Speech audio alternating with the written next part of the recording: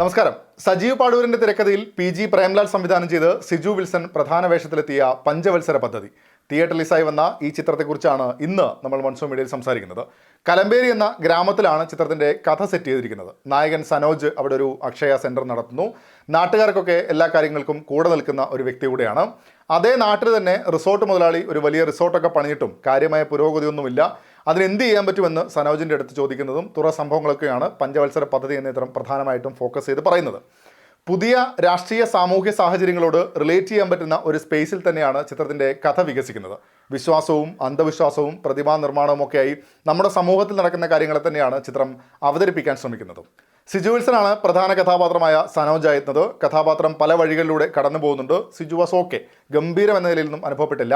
ഇന്നാത്താം കേസുകളുടെ നേതൃത്വത്തിലൂടെ ശ്രദ്ധേയനായ PP കുഞ്ഞികൃഷ്ണനാണ് ചിത്രത്തിലെ മറ്റൊരു പ്രധാന വേഷത്തിലെത്തുന്നത്. ഡയലോഗ് ഡെലിവറി പലപ്പോഴും മുഴച്ചു നിൽക്കുന്ന സാഹചര്യം കൂടെയായിരുന്നു. ജിബിൻ ഗോപിനാഥ് ചിത്രത്തിലൊരു പ്രധാന വേഷത്തിലെത്തുന്നുണ്ട്. നന്നായി തന്നെ ആ റോൾ ചെയ്തിട്ടുമുണ്ട്.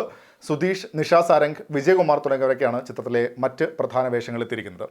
ഒരു ഗ്രാമം, അതിൻ്റെ കാഴ്ചകളൊക്കെയാണ് വരുന്നതെങ്കിലും വിഷ്വൽസും വളരെ ഫ്ലാറ്റ് ആയിട്ടാണ് തോന്നിയത്. നേരത്തെ സൂചിപ്പിച്ച പോലെ ഈ കാലത്ത് നമുക്ക് റിലേറ്റ് ചെയ്യാൻ പറ്റുന്ന രാഷ്ട്രീയ സാമൂഹ്യ സാഹചര്യങ്ങളാണ് സിനിമ പ്രതിപാദിക്കുന്നത്. പക്ഷേ അതെല്ലാം പലയിടങ്ങളിലായി ഇങ്ങനെ പറഞ്ഞു പോകുന്നു എന്നല്ലാതെ വിഷയത്തിൻ്റെ സാധ്യതയെ എക്സ്പ്ലോർ ചെയ്യാൻ സിനിമയ്ക്ക് സാധിച്ചിട്ടില്ല.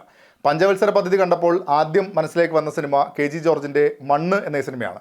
കഥ ഒന്ന് തന്നെയാണെന്നല്ല, അന്ധവിശ്വാസത്തേക്ക് എങ്ങനെയാണ് സമീപിക്കുന്നത് എന്നതിൽ അന്ന് പറഞ്ഞ സംഗതികളെ പുതിയ കാലത്തേക്ക് പറിച്ചു കാണാനുള്ള ശ്രമം എന്ന നിലയിൽ നോക്കിയാലും ഒരു ഇമ്പാക്റ്റ് കൊണ്ടുവരാൻ പഞ്ചവത്സര പദ്ധതിക്ക് സാധിച്ചിട്ടില്ല.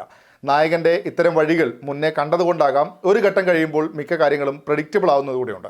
കലംബാസറിൻ്റെ പ്രതിമയും സംഭവങ്ങളും വരുന്ന സമയത്ത് ഒരു പ്രതീക്ഷ മൊത്തത്തിൽ നൽകുന്നുണ്ട് എങ്കിലും കാഴ്ചകൾ ഫ്ലാറ്റായി തന്നെ പോവുകയാണ്.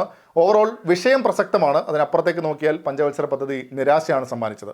നിങ്ങളും സിനിമ കണ്ടിട്ടുണ്ടെങ്കിൽ അഭിപ്രായങ്ങൾ കമൻറ്റ് ബോക്സിൽ പങ്കുവെക്കുന്നു. മറ്റൊരു സിനിമയുടെ വിശേഷങ്ങളുമായി നമുക്ക് വീണ്ടും കാണാം. അതുവരേക്കും ടേക്ക് കെയർ, ബൈ ബൈ.